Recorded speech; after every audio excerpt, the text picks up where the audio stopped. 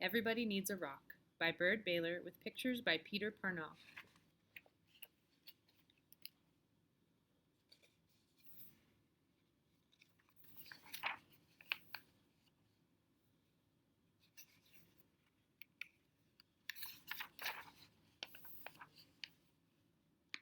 Everybody needs a rock.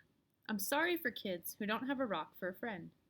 I'm sorry for kids who only have tricycles, bicycles, horses, elephants, goldfish, three-room playhouses, fire engines, wind-up dragons, and things like that, if they don't have a rock for a friend.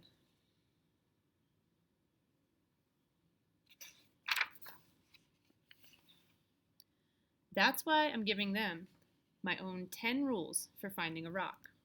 Not just any rock. I mean a special rock that you find yourself and keep as long as you can, maybe forever.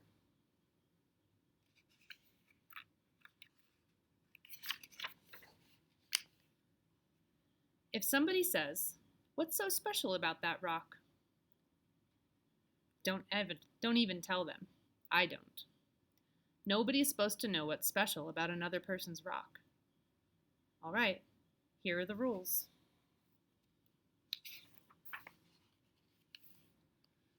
Rule number 1, if you can, go to a mountain made of nothing but 100 million small, shiny, beautiful, roundish rocks. But if you can't, any place will do, even an alley, even a sandy road.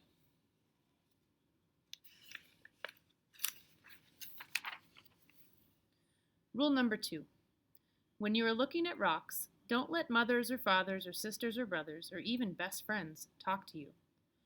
You should choose a rock when everything is quiet. Don't let dogs bark at you or bees buzz at you. But if they do, don't worry.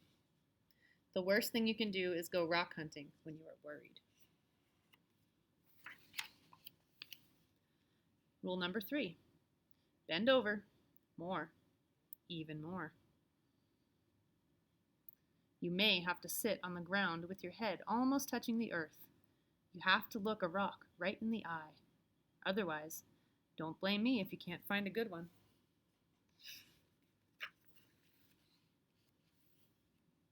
Rule number 4, don't get a rock that is too big. You'll always be sorry. It won't fit in your hand right. It won't fit your hand right, and it won't fit in your pocket. A rock as big as an apple is too big. A rock as big as a horse is much too big.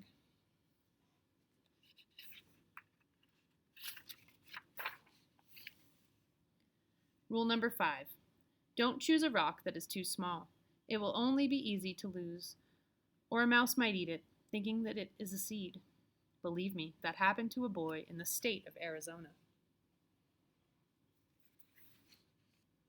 Rule number 6, the size must be perfect. It has to feel easy in your hand when you close your fingers over it. It has to feel jumpy in your pocket when you run. Some people touch a rock 1,000 times a day. There aren't many things that feel as good as a rock, if the rock is perfect.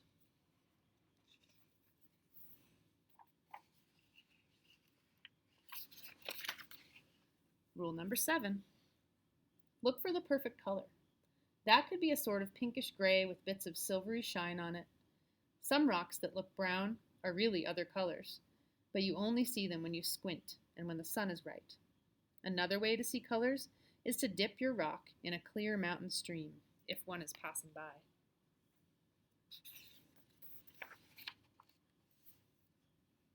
Rule number 8, the shape of the rock is up to you. There is a girl in Alaska who only likes flat rocks. Don't ask me why. I like them lumpy. The thing to remember about shapes is this. Any rock looks good with 100 other rocks around it on a hill. But if your rock is going to be special, it should look good by itself in the bathtub.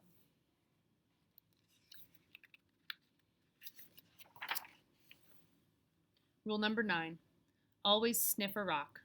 Rocks have their own smells.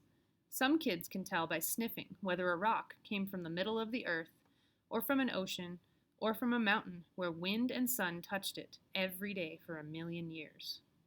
You'll find out that grown-ups can't tell these things. Too bad for them. They just can't smell as well as kids can. Rule number 10. Don't ask anybody to help you choose. I've seen a lizard pick one rock out of a desert full of rocks and go sit there alone. I've seen a snail pass up 20 rocks and spend all day getting to the one it wanted. You have to make up your own mind. You'll know. All right, that's 10 rules. If you think of any more, write them down yourself. I'm going out to play a game that takes just me and one rock to play. I happen to have a rock right here in my hand.